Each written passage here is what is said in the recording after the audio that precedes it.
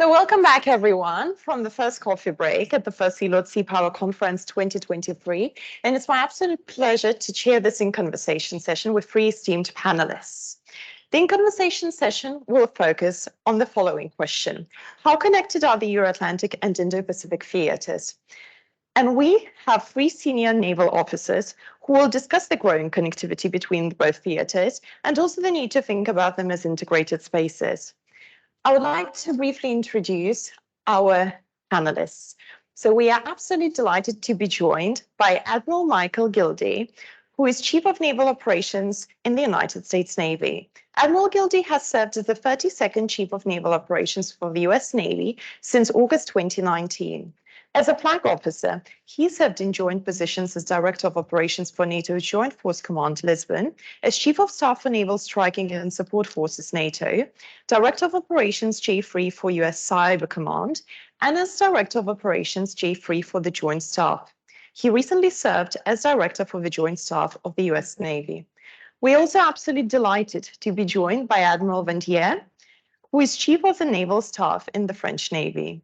Admiral Pierre Vandier has served as Chief of the Naval Staff for the French Navy since September 2020. Previously, he was Principal Staff Officer of the Secretary of State for Defense, and he's also an officer of the French Legion of Honor and of the Maritime Merit. We are also honored and delighted to be joined by the First Sea Lord, Admiral Sir Ben Key. And Admiral Sir Ben Key has served as First Sea Lord and Chief of Naval Staff since November 2021. Previously, he was the Royal Navy's Fleet Commander and served as the Chief of Joint Operations. Since joining the Royal Navy in 1984, he has been privileged to command 4 ships: the Mine Hunter, HMS Sandown, the frigates HMS Iron Duke and HMS Lancaster, and the aircraft carrier HMS Illustrious. So, Admirals, allow me to set the context for our In Conversation session. And you probably will agree that since the modern invention of the concept of the Indo-Pacific in the late 2000s, the Indo-Pacific and Euro-Atlantic have been largely considered as discrete regions. Some in the Euro-Atlantic and Indo-Pacific consider their home region to be the most important, while the United States has a vibrant discussion about the relative importance of both. Euro-firsters argue that their countries should prioritize the Euro-Atlantic, while Asia-firsters argue the opposite, prioritizing the Indo-Pacific. To some extent, in the early 2010s, this might have made sense, but the growth in Chinese power over the past 15 years, in terms of economy, trade, the Belt and Road Initiative, has been so great that affairs and events in one theater are beginning to impact the other. And with climate change opening the sea route in the Arctic, the connectivity between both regions may grow even more. At the same time, the UK, France, and other European countries are becoming more aware of the importance of the Indo-Pacific, just as Indo-Pacific countries are beginning to appreciate the importance of the Euro-Atlantic. Australian and Japanese support for Ukraine is just one example, as is AUKUS and the growth of ties between Britain and Japan and France and several other countries in the Indo-Pacific. The Integrated Review Refresh spoke of the emergence of an Atlantic Pacific. And what undoubtedly defines this region, wrapping around the underbelly of Eurasia, is its maritime character. The refresh, which was published only 1.5 months ago, argues that the two regions should be bound even closer together. The question is, how can this be achieved? So I would like to ask the very first question and begin this In Conversation session with 3 admirals by asking Admiral Pierre Vandier, which geopolitical, geoeconomic, and environmental forces are binding the Euro-Atlantic and Indo-Pacific together in your view, Admiral?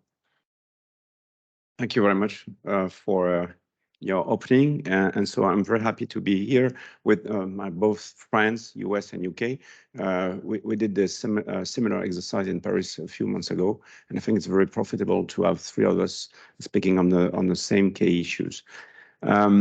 So the links and the forces which are binding the Euro-Atlantic to the Indo-Pacific, I would say 4 points. The first one, you said it's quite obvious. It's the economy.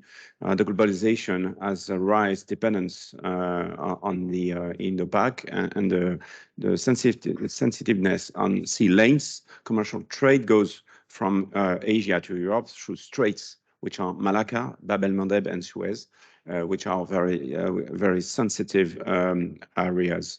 As a result of Russia's invasion of Ukraine, Europe has to sort energy supplies from outside of the continent. It's what I call decontinentalization of energy.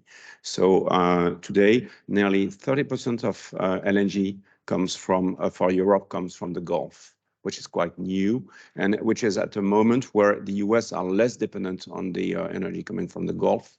And so this is a very important shift for us. As you know, 90% of data are running on the seabed. And so all the cables which are running from Europe to Asia go through the straits. And especially in sensitive territories. If you look at the maps of the cables, you will find that all the cables coming from Europe arrive in Djibouti, where there is a Chinese base. And Djibouti telecoms have been bought by China Telecom. So just to let you know. The second point is that I think all of us, and it's not only linked with Pacific, it's climate change. We have not finished to measure the consequences of it. And at sea, we are, as seafarers, we are observers and sentinels of the change. And all these questions, which are seems to be far away from military issues, in fact, are not that far, because population will move. And especially in the Indian Ocean, in the Pacific, a lot of population will move. The disaster relief will be a constant pattern of operations. And all the things which are linked with biodiversity, we change the way the countries use the resources in the area. Third point is that France has natural interest in the Indo-Pacific because we have overseas territories. 80% of the EEZ, the French EEZ, is in the Indo-Pac. And so for us, it's very important to be there. We have the second EEZ in the world after the US. And so defending it, surveying it, it's something we are giving huge efforts, and especially in the military side. And fourth, I will finish my point on the historical links, which are between the Atlantic and the Pacific on the both sides, from Europe to the Pacific, and it was during World War II, but in the other side, it was World War I. I'd realized, inviting my roommate, Mark Hammond, which is the Chief of Australian Navy, that in 1914, the Australian people were 5 million, and they sent an army in Europe, and mostly of them in France, of 500,000 people. They lost 60,000 people, and around 150,000 were wounded or prisoners. And so what they gave to Europe to remain free is something which is absolutely huge. And I think that that shows what the nature of links we have between democracies over the world. Thank you. Admiral Gilday, would you agree? Yes, I would add that at least from the lens of the United States, a little over 10 years ago, we began our shift to the Pacific. And so the U.S. gaze began to look westward.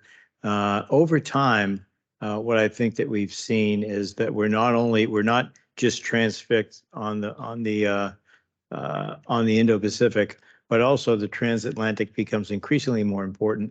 And I would say the same. I would say for Europeans tend to look east now more as well, with respect to China's growth and extension of their not only their economic but their military tentacles as they move westward. What I think that has done is it has really caused us to look at countries like China as not just a regional problem set, but really a trans-regional, all-domain problem set. And I think that's an important shift for all of us, particularly those of us in uniform. To that end, you increasingly see combined patrols by U.S. and European navies out of the European theater, whether it's in the Indian Ocean, the Arabian Gulf, or further east in the South China Sea. So I think that we're on a trajectory right now that is trans-regional, that is all domain, and that has driven us even closer. The obvious natural bridge between the Atlantic and the Pacific that you spoke to is the Arctic. Joint patrols up there are obviously increasing. Just as we have a Rim of the Pacific exercise every 2 years, I could see in the future, not necessarily led by the U.S., led by some nation, that we would have an exercise that would be centered on the polar ice rim. And so I think that is increasingly going to get more attention as that becomes an area of more intense economic competition. Admiral Sir-Benki, your colleagues have just brilliantly explained the main forces that are binding the Euro-Atlantic and Indo-Pacific together. But in your view, what are the geopolitical implications of the emergence of the Atlantic Pacific, particularly for the United Kingdom?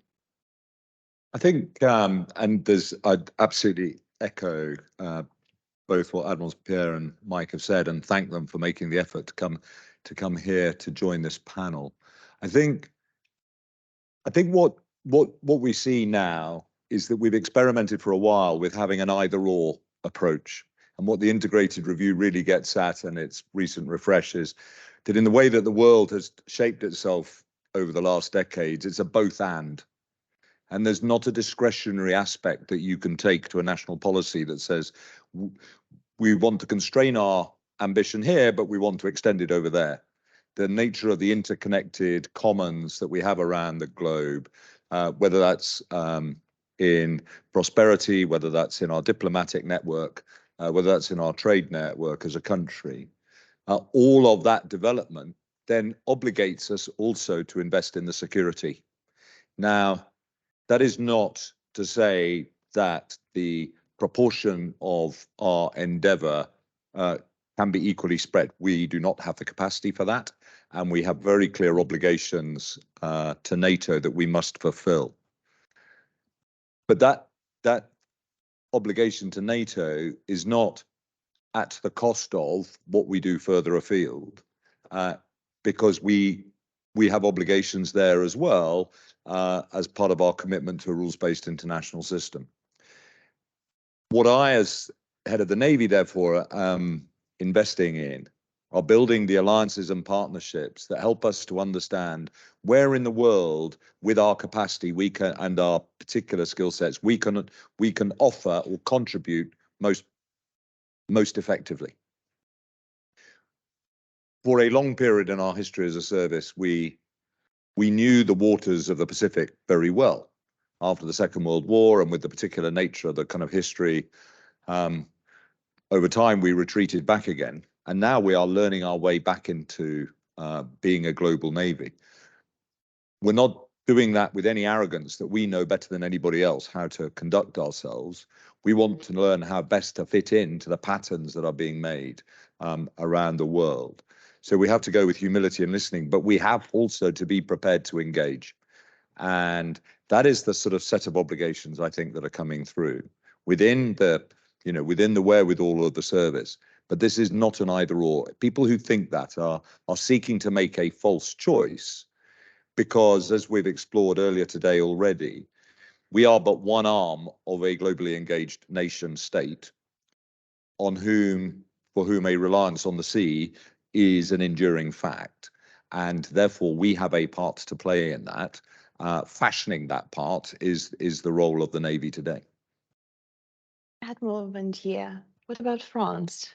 So I would say something on what Mike explained. It's the question is trans-regional. It's global, and all three navies are engaged on four oceans, and the effect of the rising of insecurity in the Asian area has global effects, because especially the US Navy is concentrating itself on this region. And so that drives some, I would say, vacuums or less effort regions. And so that drives us, and especially the European navies, to fill these gaps. And I think it's really important. It's the case in the Atlantic, it's the case in the Med, it's the case in the Gulf. and it's regions where we need to be there. We need to build security. And so I'm advocating to my European partners to engage with us, especially in the Indian Ocean, which is an affordable commitment to fill the gaps and not let insecurity gain the wall because of what's going on in Asia. Admiral Vandier, could you please maybe elaborate a bit more on how, in your view, are our navies and maritime push is affected, particularly in the French context? I often speak of geopolitical cycles. I think we are at the end of the post-Cold War cycle, where we thought that we were running for eternal security, and so that we could reduce the armed forces, and so the risks were more financial or medical than military and geopolitical. So the change of cycle occurred, I think, I would say, in somehow between 2010, 2014. I think the Crimean invasion is really a moment where we Europeans realized that what we tried to build during 2 decades was fading. So today, this cycle drives us to reinvest in our security. And we know, especially for navies, that it takes time. A naval program is something which is run, it can be shorter than 15 years. To build a carrier, a nuclear submarine, a ballistic missile, it takes 15 years at least. And so the effort we have to produce is now is ongoing. But so the risk we have in front of us is that the situation may be harder to take in account than the assets we have in the next 10 years. And so it's a tricky period where our countries may go autonomous, may go by their own, may do their own efforts. And so I think it's really important to advocate for interoperability and for common engagement. Admiral Gilday? I'll add on Admiral Vandier's eloquent explanation by just talking about spheres of integration. So in a previous period of global competition among peer competitors, we talked about spheres of influence. And now I would tend to think of it as spheres of integration because these problem sets are global. A couple of 3 examples, perhaps. One would be the power of nations coming together with in a unified sense, economically focused on sanctions against Russia after the invasion of Ukraine. Probably no time in history has there been that kind of cohesion across the globe against a single nation who everybody is unified in disagreement with their behavior. So we started off this morning talking about steel and statecraft, and that's obviously a statecraft piece, which I think has been very effective. On the steel piece, I think the spheres of integration that we have among navies in the Pacific is really important. I think it is seen by the PRC in Russia as something that they wish that they had. And what I mean by these spheres of influence, particularly in the Indo-Pacific, is that you don't have that codified security structure like you have in Europe. But whether it's bilateral or multilateral, they're not a day goes by when we are not operating jointly together with different navies in a kind of knitted together in a patchwork that's very, very effective. And then the last thing I'd say is with respect to industry. And I look at AUKUS as an example of where we really need to go in terms of leveraging the defense industrial base of various nations together. People typically, when we talk about AUKUS, they're focused on the submarine, but there's a whole second pillar of work ongoing that is focused on quantum computing and artificial intelligence and software development. That's really going to be powerful, I think, for like-minded navies that are working together. And that effort tends to break down barriers and bring us closer together. Admiral Cervinki, Admiral Gilday has just mentioned the importance of working together when it comes to maritime democracies and navies. I would like to ask your view on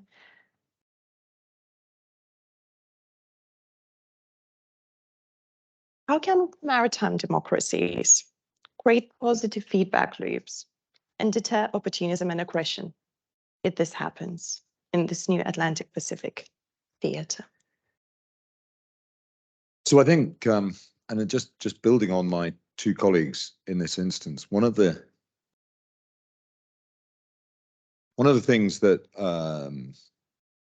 defines the maritime domain is that the vast majority of the water on which we operate is open to all to use. So the land environment, and Professor Andrew Lambert this morning was talking about, we live on the land. All that land is claimed by somebody, and so you're either on your home territory or you're on somebody else's. It's pretty binary. 70% of the surface of the world is covered in water, the vast majority of which is high seas. So one of the things that is often forgotten in all of this, therefore, is that the areas that we are trying to defend, the majority of which to provide that security and prosperity, are not territorially owned by any one nation. And therefore, we are by very characteristic going to be operating, or should be operating, in an international community of maritime practitioners. That drives us, if we all subscribe to that same rule set, to be looking for feedback loops that help us deliver the sort of prosperity, opportunities for prosperity and security on the high seas that we are looking for. UNCLOS is the established way of which that framework has been set. And more than ever before, the UNCLOS framework is under threat. There are people and nations out there who are choosing to operate against it, or certainly to disassociate themselves from it when they would choose. And so if we are to counter that, we have to be operating in an international and very open dialogue amongst ourselves about what it is we're going to, and how we respond. There is probably a narrative that says that in some areas of the world, we have been too slow to respond to some of those threats. And even then, when the International Court of Arbitration makes its rulings about what has or has not been illegal, I haven't seen concrete islands being unbuilt in the South China Sea. So we've got to speed up the feedback loop, the ability to talk to each other, and the means to find ways of collaborating and cooperating that allow us to deal with and resist the actions and intent of those who would wish to destabilize an international framework that has served us very well for a long period of time. And we have that obligation, not because the vast majority of the water belongs to any one nation, but because it belongs to us all. And because it belongs to us all, then the riches of the sea, whether that's protein and the impact of environmental change, affect us all as well. I'm encouraged by what I see. I do not believe that we are suddenly going to invent a sort of a global NATO.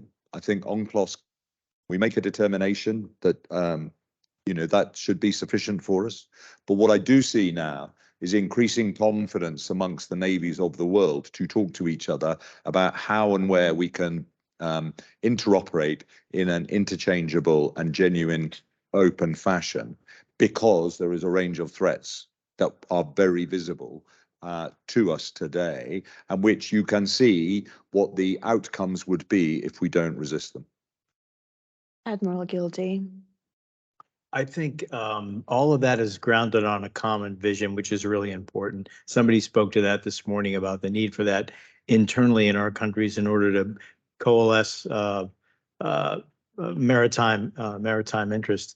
I think that like-minded navies around the world share the common vision that underpins what Admiral Ben just talked about. And I think that's really important in an age of a gray area, what do we call it? Gray area competition. Some competition. You all know what I mean. I'm missing the exact phrase, but what's most important in combating malign behavior in that gray space is to call attention to it, is to expose it. And that's what our navies are doing. And on some days, we're operating together, physically operating side by side and exposing that kind of malign activity. What you see increasingly more important, I think, is that in principle, we obviously agree with the fact that the maritime commons need to remain free and open. And so you find navies operating on their own individually, exposing that same kind of behavior. So aligned in principle, I think, grounded on that common vision is really important. And I think that hopefully the goal would be over time, we may not change the aim of some countries, but perhaps we can change their behavior and to join us in terms of how we view the commons and how we operate under international law. Admirals, thank you very much.